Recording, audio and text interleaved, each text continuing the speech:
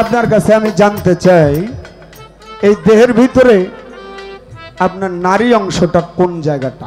বাহ বাহ বাহ বাহ, আপনার নারী অংশটা দেহের ভিতরে কোন জায়গাটা, এটা দলিল মোতাবেক এবং আধ্যাত্মিক সুফি দর্শন সব কিছু ঠিক রেখে, বাস্তব ঠিক রেখে আপনি ইহার সঠিক জবাবটা অবশ্যই।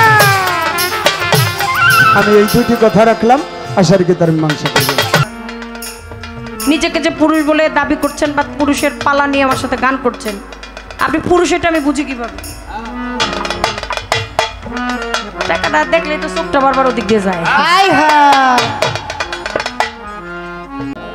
পালা হলো নারী পুরুষ দিয়েছে, নারী নারী, পুরুষ পুরুষ।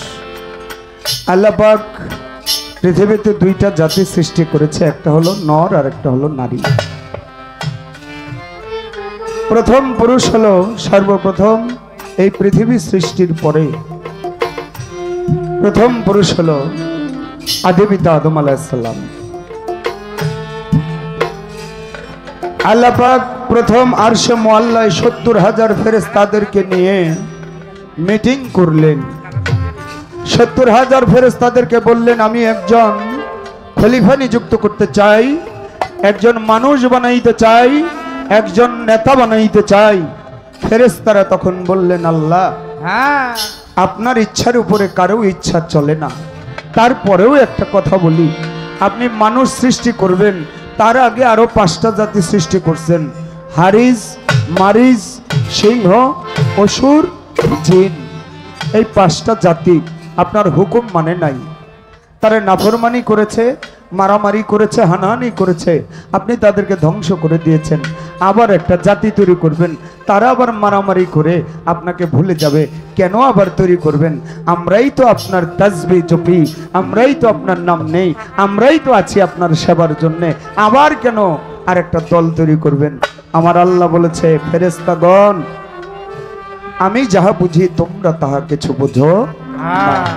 কারণ আমি যার জন্য মানুষ বানাইতে চাই সে আর কেউ নয়, যিনি আমার থেকে খণ্ড হয়ে আলাদা হয়ে গেছিল, যার নাম আরশে মুআল্লার মধ্যে আমি কলম দিয়ে লিখেছিলাম লা ইলাহা ইল্লাল্লাহু মুহাম্মাদুর রাসূলুল্লাহ সাল্লাল্লাহু আলাইহি ওয়াসাল্লাম। যাকে সৃষ্টি না করলে আল্লাহ পাক এই কুল কায়নাত কোনো কিছুই সৃজন করতেন না, সেই দয়ার নবী, মায়ের নবী, তার নাম প্রকাশ করার জন্য আমার আবার মানুষ তৈরি করতে হবে। তাই এবার আদমকে তৈরি করার জন্য 4 জন ফেরেশতা নিযুক্ত করলেন। কে? ইসরাফিল, মিকরাইল, আজরাইল, জিব্রাইল। 4 জন ফেরেশতাকে বললেন, আল্লাহ তোমরা দুনিয়ার মধ্যে যাও। বলে দুনিয়ায় কোথায় যাব? সেখানে কি আছে? বলে আছে অনেক কিছু, যাও। আমরা মাটি আনবো কোন জায়গা থেকে? বলে আমার আরশের ছায়াটা যেখানে পড়বে সেখান থেকেই তোমরা মাটি নিয়ে আসবে। তাই দলিলে প্রমাণ আসে আল্লাহর আরশের ছায়াটা প্রথমেই পড়েছিল বর্তমানে যে কাবা ঘর, ঠিক এই কাবা ঘর বরাবর। পৃথিবীর সমস্ত জায়গার থেকে কাবা ঘরের জায়গাটা ছিল একটু উঁচা। ছায়াটা যখন পড়লেন, প্রথম গেলেন ইসরাফিল। ইসরাফিল গিয়ে যখন মাটিতে হাত রাখলেন, তখন মাটি বললেন, হে ইসরাফিল, খবরদার, আমি তোমার আল্লাহর দোহাই দিলাম, আমাকে তুমি নিও না।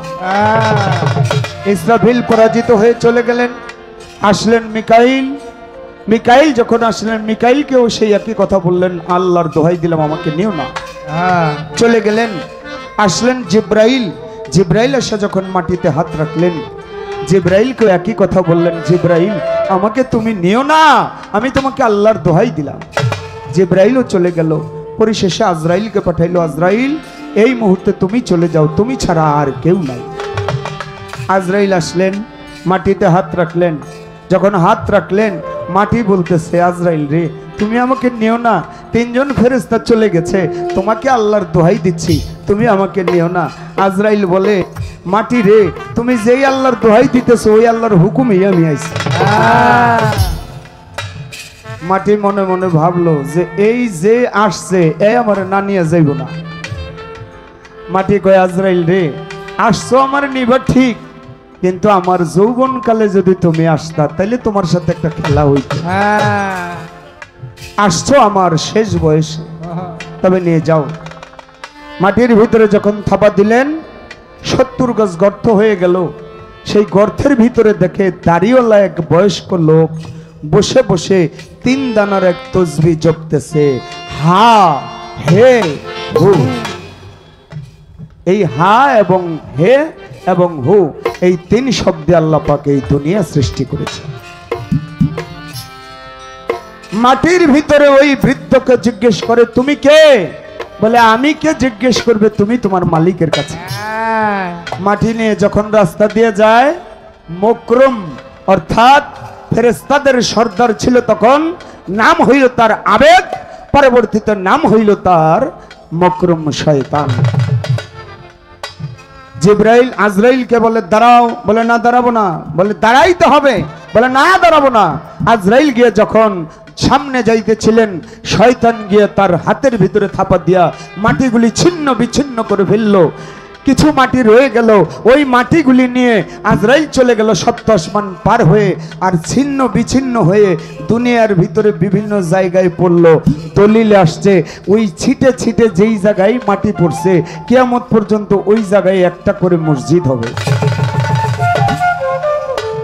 যেই মসজিদে আমরা মুসল্লি যারা সবাই নামাজ আদায় করি।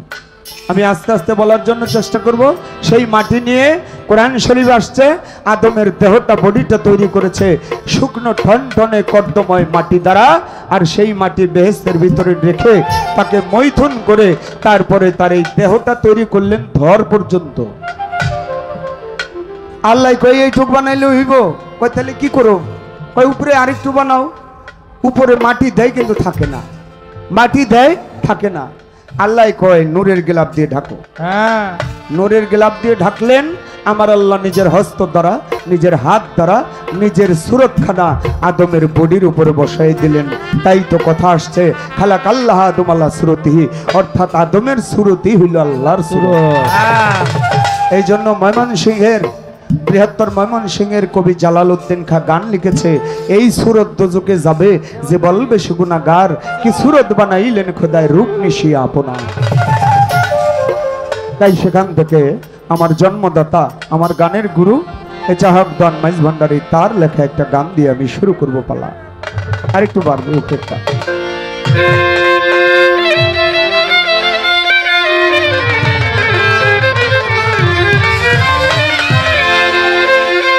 উপর দিকে গাছের গোড়া, নিচের দিকে মাথা পায়। উপর দিকে গাছের গোড়া, নিচের দিকে মাথা পাই। কি সুন্দর গাছ বানাইছেন মালিক সাই, ভাবি তাই। কি সুন্দর গাছ বানাইছেন মালিক সাই। উপর দিকে গাছের গোড়া, নিচের দিকে মাথা পাই। উপর দিকে গাছের গোড়া, নিচের দিকে মাথা পাই।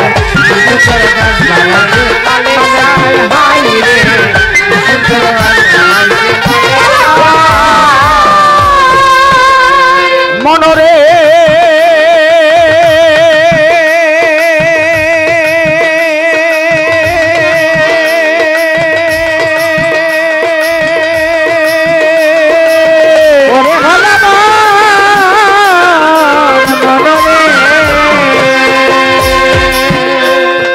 চার তরিকার গাছ খানা বানাইয়াছে সাইরা বানা, চারখানা ডালপালা হস্তপদ দেখতে পাই। চারখানা ডালপালা হস্তপদ দেখতে পাই।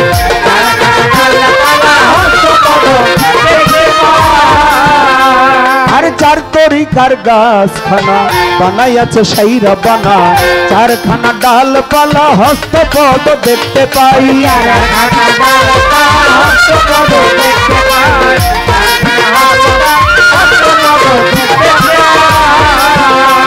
আরে এই গাছের কচিন পাখি তোমের শোনে মাখামাখি।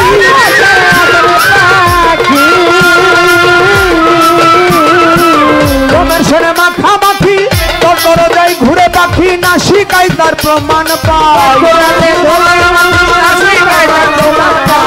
তোর দরজায় ঘুরে পাখি, দেখি এই নাসিকায় তার প্রমাণ পাই কি সুন্দর গাছ বানাইছেন মালিক সাই ভাবি তাই কি সুন্দর গাছ বানাইছেন মালিক সাই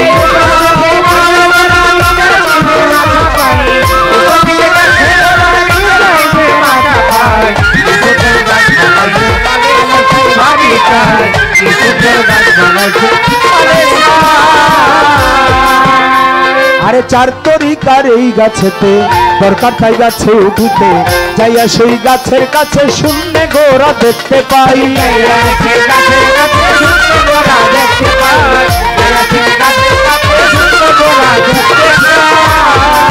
ও বাবা চার তরিকার এই গাছেতে দরকার তাই গাছে উঠিতে যাইয়া সেই গাছের কাছে শূন্য গোড়া দেখতে পাই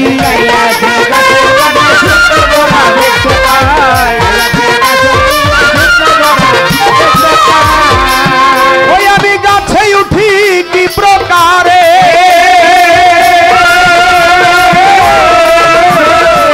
উঠতে হলে মাথা ধরে গাছে উঠি কি প্রকারে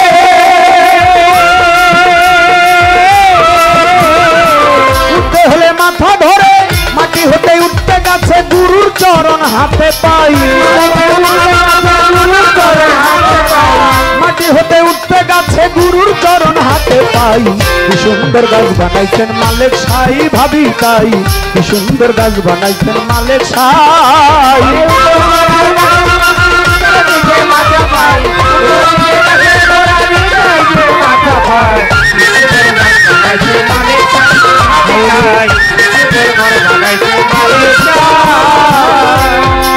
ও বাবা শরীয়ত তরিকত হাকিকতার মারফত ভক্তের জন্য সোজা পথে আদম গাছে ওঠা চাই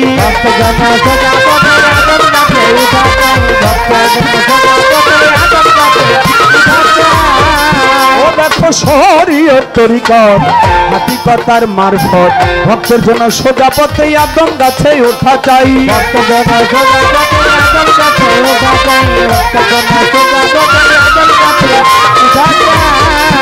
ও ভাই ভেবে কয়ে চাহত দেওয়া যদি অর্জন করবি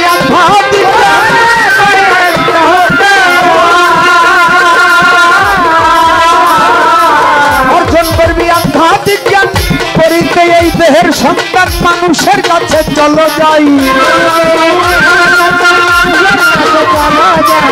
করিতে এই দেহের সন্ধান করিতে এই দেহের সন্ধান মাতালের কাছে চলো যাই কি সুন্দর গাছ বানাইছেন মালিক সাই ভাবি তাই কি সুন্দর গাছ বানাইছেন মালিক সাই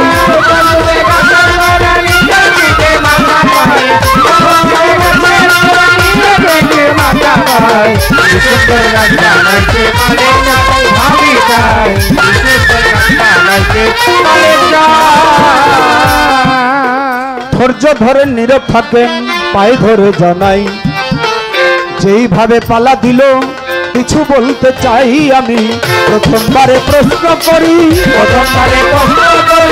জবাব দেন বাউলার ব্যাপারী প্রথমবারে প্রশ্ন করি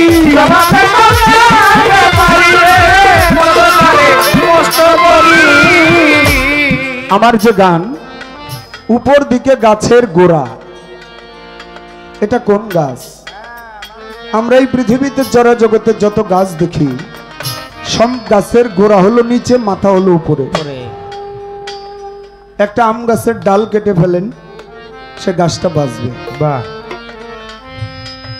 বা পাতা ঝরে দেন সে গাছটা বাঁচবে কিন্তু আম গাছটার গোড়া থেকে যদি কেটে দেন তাহলে ওই গাছটা আর বাঁচবে না এটা হলো আদম গাছ আমরা যেটাকে মাথা বলতেছি এটা আসলে মাথা নয় এটা সাধারণ ভাষায় বৈজ্ঞানিক কথা এটা মাথা আসলে এটাই হলো আধ্যাত্মিক জগতে গেলে আদম জগতে গেলে পুরুষের জগতে গেলে পরম পুরুষের জগতে গেলে এটাই হলো গাছের গোড়া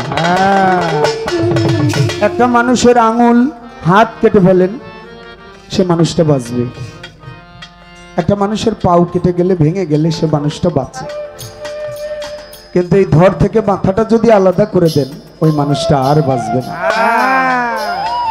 আমাদের মাথা যত মাথা আছে সব মাথাই নিচের দিকে, গাছের গোড়া হইল উপরের দিকে। তাই আমাদের এই গানটা হলো বিচার গান, আগে হইল বিচার তারপরে হইল গান। এটাকে বলা হয় বাউল গান, এটাকে বলা হয় ভাব গান, এটাকে বলা হয় বিচার গান। তাই বিচার না করলে গানে গানে সেই গানের কোনো মজা থাকে না। যাক চলে যাক, বেশি কথার নাই রে প্রয়োজন, আমার জিজ্ঞাসাই আইলো মনেরই মতন। আমি জানতে চাই আপনার কাছে, বলেন না খুলিয়া আপনার প্রথম নারীকে, ওইটা আমার জানার দরকার নাই। প্রথম যে নারী, ওই নারীর সৃষ্টি হইল কেমনে, এইটাই আমার প্রশ্ন। প্রথম যে নারী, ওই নারীর সৃষ্টি হইল কিভাবে, এইটা আমার একটু জানার দরকার।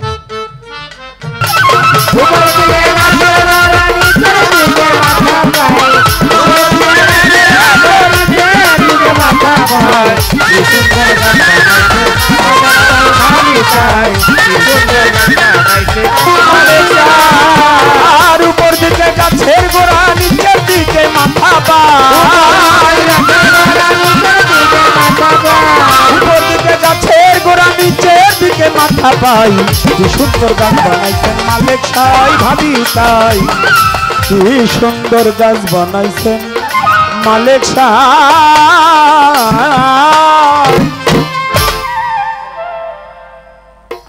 আমরা গান করি বাবা, কিন্তু গানটা পরিপূর্ণ আমার কাছে লাগবে না যতক্ষণ পর্যন্ত আমি যাকে সৃষ্টিটা করল আল্লাহ পাক, এই কুল কায়নাত কোনো কিছু সৃজন করতেন না, দয়ার নবী মায়ের নবী হযরত মুহাম্মদ মুস্তাফা সাল্লাল্লাহু আলাইহি ওয়াসাল্লাম, তার একটি নাতে রাসূল না রাখলে আমাদের এই বাউল গানটা যেন অপূর্ণ থাকে। ভাই, গানের সময় সাউন্ডটা একবারে পাই না, একবারে কমে যায়। দেখেন দাদা, আমার এইটা হলো ঠিক রাখতে হবে। এই যে এখন কিন্তু একবারে সাউন্ডটা যেন মানে চিপে আছে, খোলাসা করে দেন আর শীষ দেয়।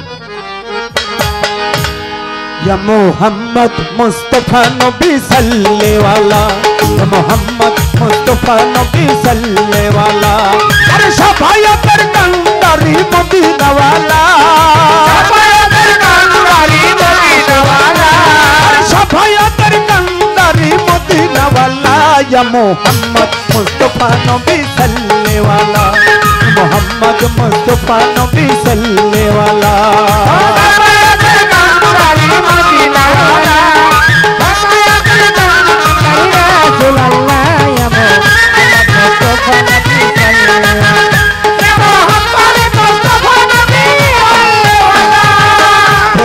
খাস নূরে তোয়ার জিনি, শাহাদাতের বাণী তার মুখে শুনি।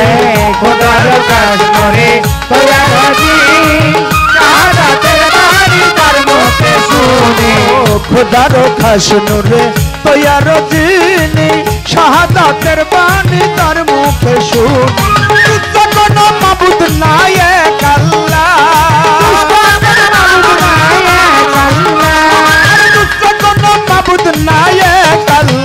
या मोहम्मद मुस्तफा नबी सल्ले वाला, या मोहम्मद मुस्तफा नबी सल्ले वाला।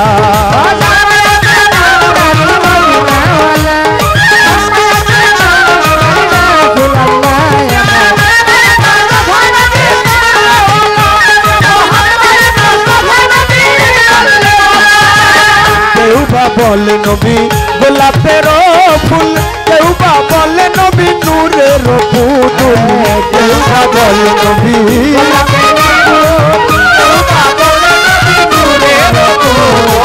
केउ बा बोले नबी गोलापेर फूल, केउ बा बोले नबी नूरेर पुतुल। नहे गोलाप नहे पुतुल, शुधु नूर आल्लाह,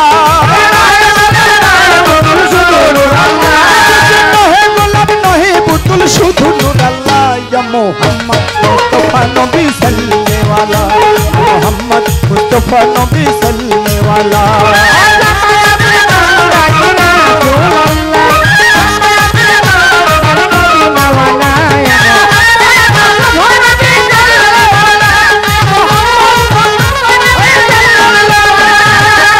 নবীজি আদম শফির বাবা নবী আমার কাবার কাবা নবী আদম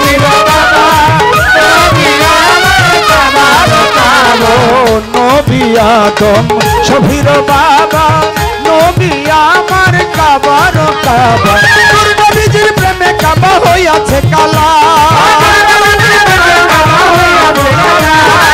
নবীজির প্রেমে কাবা হইয়াছে কালা ইয়া মোহাম্মদ মুস্তাফা নবী সাল্লেওয়ালা মোহাম্মদ মুস্তাফা নবী সাল্লেওয়ালা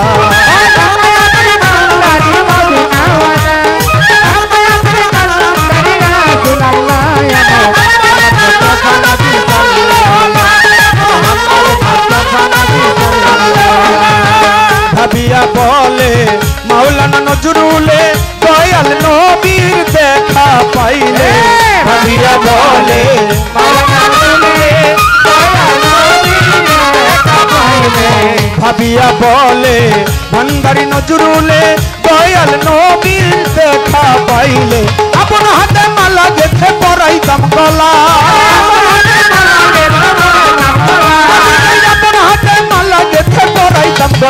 या मोहम्मद मुस्तफा नबी सल्ले वाला मोहम्मद मुस्तफा नबी सल्ले वाला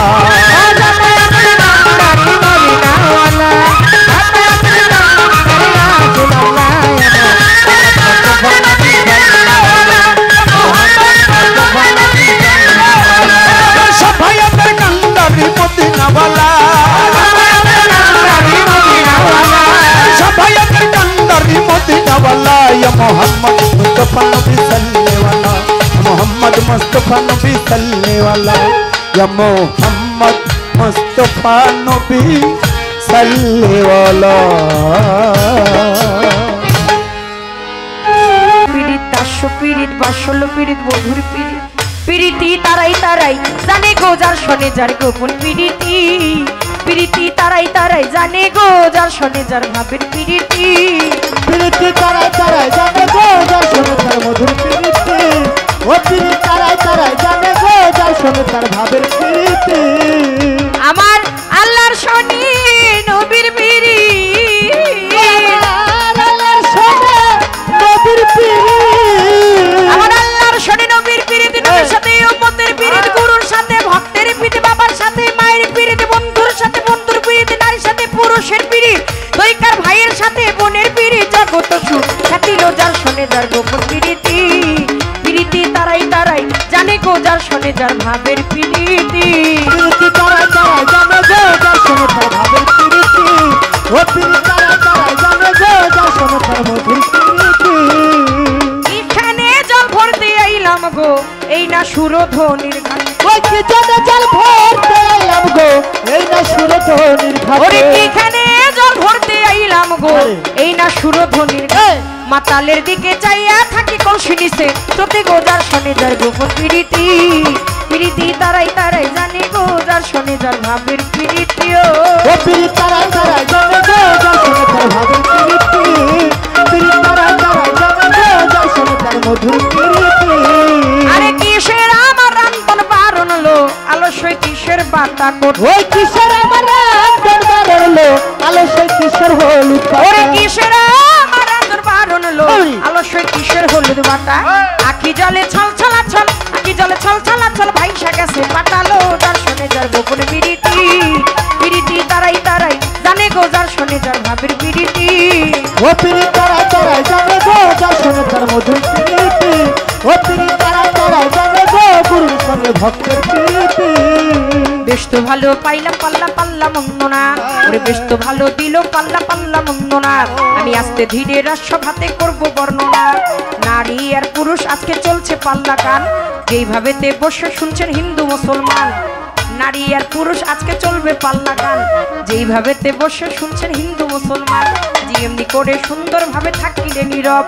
উভয় শিল্পীর ভাবতত্ত্ব বলা হবে সব এমনি করে সুন্দরভাবে থাকিলে নীরব নারী পুরুষেরই প্রেম তত্ত্ব বলা হবে সব আর যদি মাঝে মধ্যে কথাবার্তা হয় পাল্লা চলাকালীন সময় যদি ওঠা বসা হয় যাওয়া আসা হইলে কি বিচার গানের মজা রয় মাঝে মধ্যে হাত তুলিয়া চাইলে একবার দোয়া পূর্ণভাবে হবে আজকে সবার গান গাওয়া আস্তে ধীরে বলবো কথা ধইরা কথা নথিল যার শোনে তার মধুর প্রীতি ও প্রীতি তারাই তারাই জানে গো যার শোনে তার ভাবের প্রীতি ও প্রীতি তারাই তারাই জানে গো গুরুর সঙ্গে ভক্তের প্রীতি প্রথমবারে একটি কথা কইরা দিলাম শেষ আর ওই একটা প্রশ্ন আমি দেখি যে বিশেষ বলেন বলেন বলেন কথা বলেন না খুলিয়া দেহের মধ্যে নারী কোনটুকু দিবেন যে দেখাইয়া দেহের মধ্যে নারী অংশ কি বার হয় বলেন বলেন বাবরি সরকার বলেন পরিচয় গোস্ত পোস্ত লৌহলম ওর গোস্ত পোস্ত লৌহলম মাতৃ অংশ হয় দিলেম দিলেম দিলেম আমি তাহার পরিচয় রে তাহার পরিচয় রে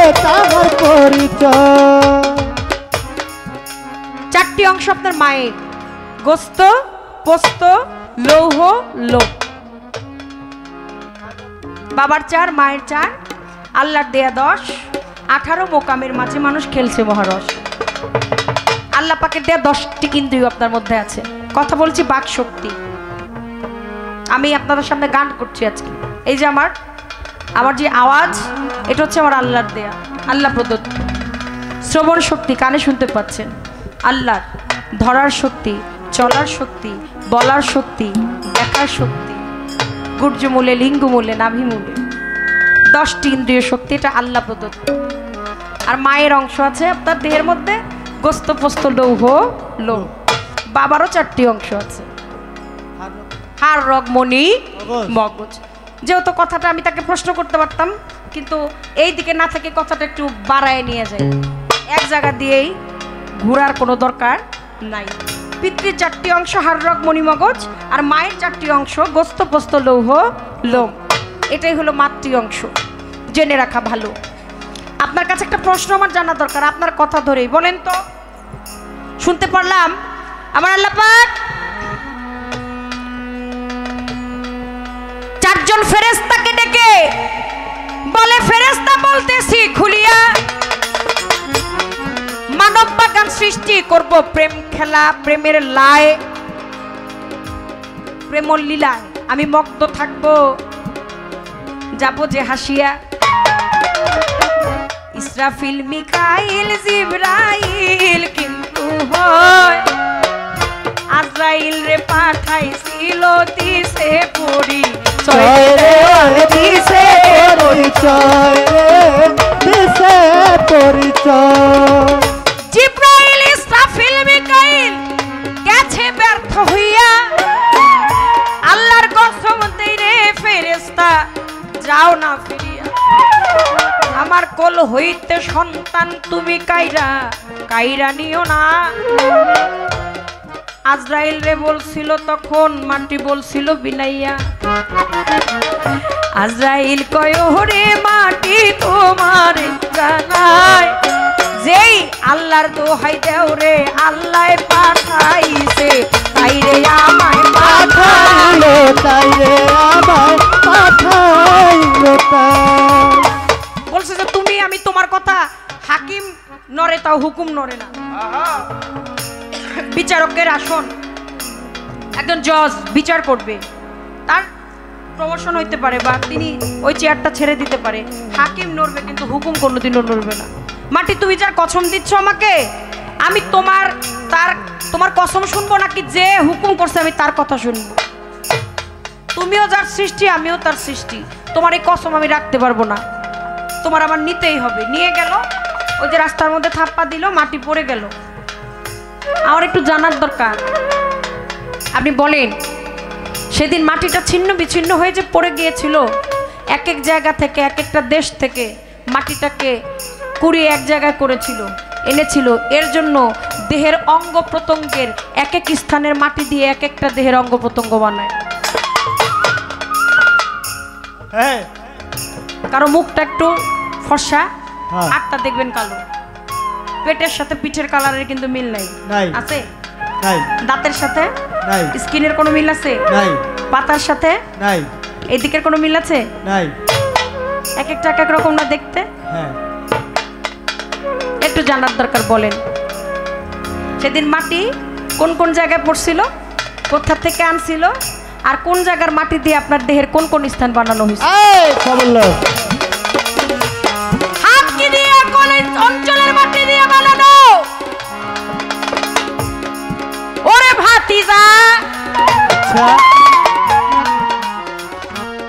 জবাবটা দিও রে আজকা তোমার মনটা কইরা তাজা।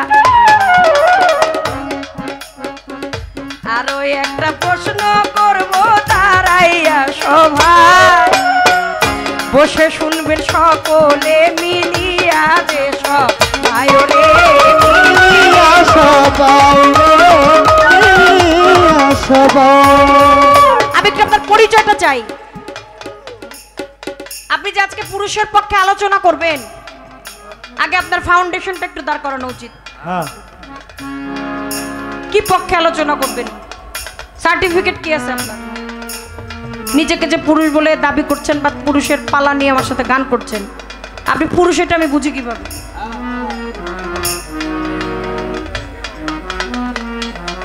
টাকা দিবেন না, পরে দিন। এমনি দিবেন, পরে দিন। টাকাটা দেখলে তো চোখটা বারবার ওদিক দিয়ে যায়। পান একটা খাই একদম মুখ চিলা ফেলাইছে, জ্বলতেছে খালি। দামি পান তো এলি তুমি কি আর কম দামি? মানুষটাই তো দামি, তুমি খাইছো না। বলেন, নিজেকে পুরুষ দাবি করার মতো উপযুক্ত সার্টিফিকেট কি আছে আপনার কাছে? দেখাই দিবেন। সার্টিফিকেট যদি থাকে তাহলে পাল্লা নিয়ে দাঁড়াবেন, নাহলে পাল্লা ঘুরে নেবেন। একলা পাইয়াছি রে শ্যাম পালাইয়া যাবে গো কোথায়, একলা পাইয়াছি রে সব পালাইয়া যাবে কোথায়। নবী তরু শাখা আলী হাসান বস্তি তার পহেলা কলি 14 সিঁড়ি পর ফুটিল খাজা ওসমান হারুনি। হাসান বস্তি কে? হাসান বস্তি হচ্ছে যার জীবন দশায় আমার দয়াল নবীর জুঠা পানি খাওয়ার মতো সৌভাগ্য হয়েছে। মা আমার দয়াল নবীর বাড়ি দেখভাল করতো, দাসী ছিলেন ওই বাড়ির। তো নবী এসে বলছে, মা পিপাসাক্ত, আমি একটু পানি দেন। আমার রাসূল আকরাম সাল্লাল্লাহু আলাইহি সাল্লামকে পানি এনে দিলেন মা জননী। রাসূল আকরাম সাল্লাল্লাহু আলাইহি সাল্লাম পানিটা খাইলেন, কিন্তু পুরোটা খায় নাই, অর্ধেক গ্লাস খাইছে। রেখে চলে গেছে তার কর্মশালায়। এমন সময় হাসান বস্তি ছোট তো, সেও খেলে আসছে, অরণ হয়ে গেছে, মার আর খুঁজে পায় না, দেখে যে গ্লাসের মধ্যে পানিটা খাইয়ে ফেলছে। আর রাসূল এসে, মা তো ভয় পেয়ে গেছে, রাসূলের পানি খাইয়ে ফেলছে, না জানি কত অপরাধ করছে। বলে, রাসূলুল্লাহ মাফ করবেন, আমার সন্তান তো ভুলবশত তিনি এই যে আপনার পানি খেয়ে ফেলছে। বলছে, মা তুমি জানো না, শুধু পানি খায় নাই, আমার বেলায়েতে নিয়ে গেছে, আমার বেলায়েতির অংশীদারও হয়ে গেছে। এই হাসান বস্তি আর রাবেয়া বস্তি জানেন না আপনারা? দুজনের মধ্যে এই তো আর কি একটা ভাব ছিল।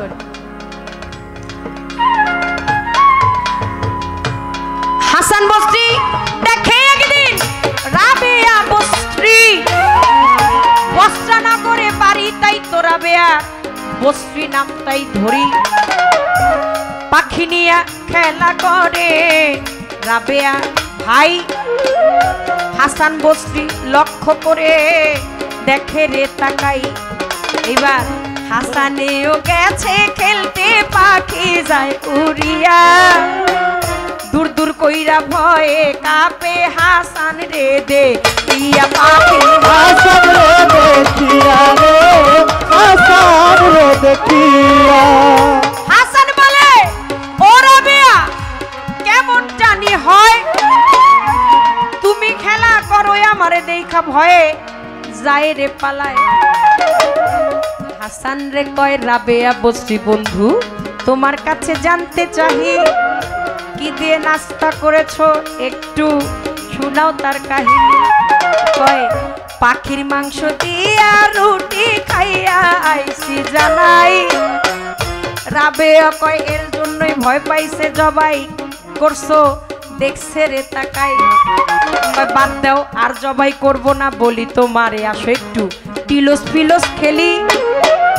লুকালো কি খেলবো আমি তোমার কে বলি কথা, তোমাকে বলি কথা, তোমাকে বলি। এই খেলাটা মনে হয় মোটামুটি সবাই খেলছে ছোটবেলায়। লুকালুকি খেলে না?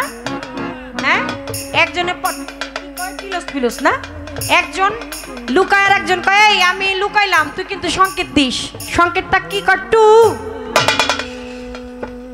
লুকাইলে বুঝবে কিভাবে? চোখ তো বান্ধা থাকে, আর অনেকে আবার একটু ফাইজলামি করে আমরা দেখে। আমরা কি খেললে এরকম তো দেখতাম। দেই নাই কিন্তু কই কই কাম সবাই দেনি তো তাহলে তুই টু দিও কিন্তু টু এন হাসান বস্ত্রী রাবেয়া বস্ত্রী কয় ঠিক আছে রাজি কে আগে পলাবে হাসান কয় আমি পলাবো কয় আচ্ছা ঠিক আছে হাসান বস্ত্রী পালাইছে রাবেয়া বস্ত্রী এবার বলতেছে টু খেলা শুরু হয়ে গেছে রাবেয়া বস্ত্রী বলে হাসান দেখছি যে তাকাইয়া সপ্তম আসমানের উপরে আসো আসরে নামিয়া হাসানে কয় এইবার পালাও তাড়াতাড়ি নীলা খুঁজিয়া নিব আমি নিব তোমারে নিব রে ডাকিয়া এবার হাসান বস্ত্রী চোখ ধরে রাবিয়া পালাইল ভাই ডানে বামে পূর্ব পশ্চিম সব দিকে দেখে রে তাকাই ডানে বামে পূর্ব পশ্চিম উত্তর দক্ষিণে বেহেশত যোজক সপ্তম আসমান নীল যে খুঁজে পাতালপুরীতেও খুঁজিল কোথাও পায় না না পাইয়া রাবেয়ার করুণ সুরে হাসান যায় রে কান্দিয়া কোথায় আছো প্রাণের বন্ধু খুঁজিয়া না পাই আসো একটু দেখা তোমায় তাপিত প্রাণ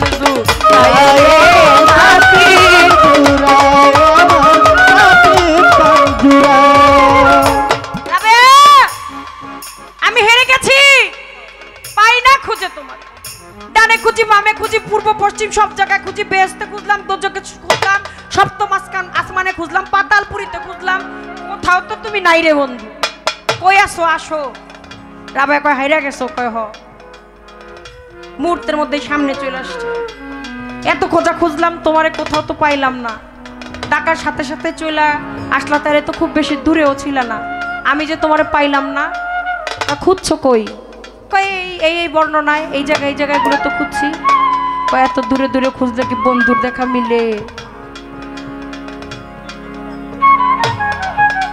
এত দূরে দূরে খুঁজলে কি বন্ধুর দেখা মিলে আরে এত জায়গা খুঁজলা নিজের ভিতরে একটু খুঁজলা না হ্যাঁ ওই যে বলছিলাম হৃদয়ে তুই চোখের জল হৃদয়ের টান তাই বিনাকি জগতে মন্ত্র আছে প্রাণের প্রাণ কাছে একবার আখি নিয়ে চেয়ে দেখো প্রাণের প্রাণ কাছে হৃদয় থেকে